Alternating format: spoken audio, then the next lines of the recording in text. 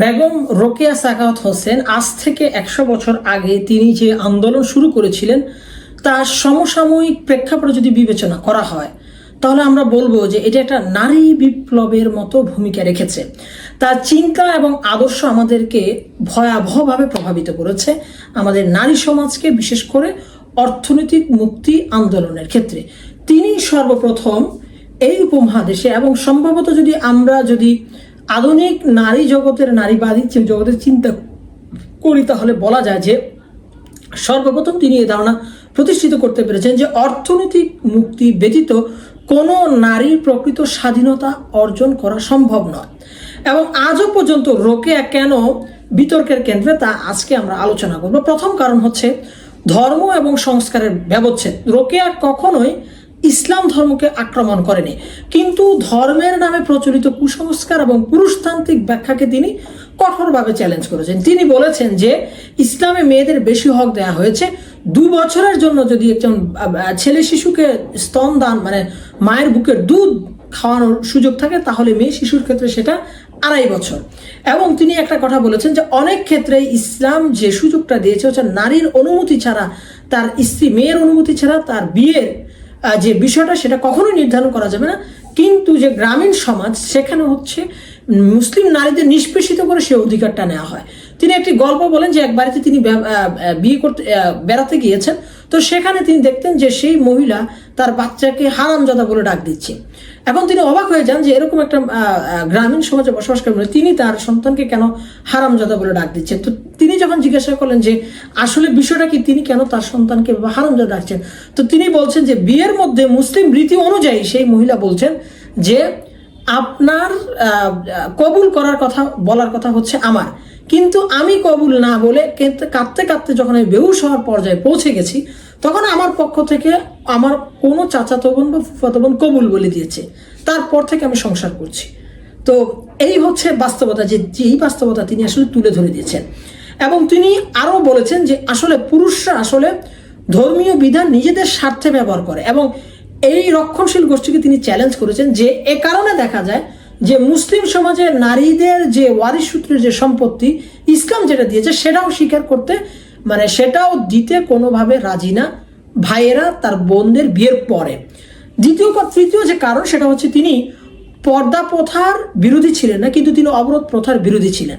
তিনি বলতে চাচ্ছেন যে অবরোধের মাধ্যমে 4 দেয়ালে বন্দি রেখে মানুষ, বিশেষ করে নারীর যে মেধা, শক্তি, ক্ষমতা সেটা অপচয় করা হয়। তিনি নারীকে বলেছেন অর্ধাঙ্গী এবং নরকে বলেছেন অর্ধাঙ্গ। তিনি বলেছেন যে একটি গাড়ির একটি চাকা যদি ছোট হয়, একটি চাকা যদি বড় হয়, তাহলে সেই গাড়ি কখনোই তার উদ্দিষ্ট লক্ষ্যে পৌঁছাতে পারে না। ভারতবর্ষের যদি তৎকালীন সময়ে 20 কোটি মানুষ থেকে থাকে, সেখানে কমপক্ষে 8 থেকে 9 কোটি নারী রয়েছে, তাহলে তাদেরকে পিছিয়ে রেখে ভারতবর্ষ কখনোই অগ্রসর হতে পারে না। তারপর তিনি বলেছেন যে তৃতীয় যে কারণে তাকে হচ্ছে অনেকে ঘৃণা করে থাকে, সেটা হচ্ছে নারীবাদী আদর্শ। রোকেয়া কেবল নারী শিক্ষা নয়, বরং নারীর অর্থনৈতিক স্বাধীনতা, যেটা আমি আগে বলেছিলাম, সেগুলোকে তাকে প্রাধান্য দিয়েছেন। তিনি বলেছেন যে কন্যাগুলিকে সুশিক্ষিত করিয়া কার্যক্ষেত্রে ছাড়িয়ে দাও, নিজের অন্ন বস্ত্র উপার্জন তারা করুক।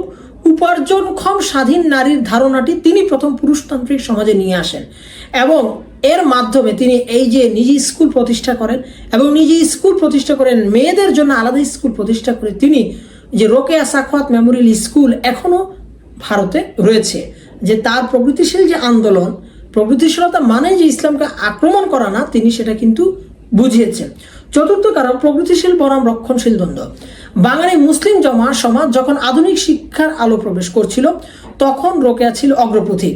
তিনি সমাজের যে স্ট্যাটাস কো, অর্থাৎ তখন যে অবস্থাটা বিদ্যমান ছিল,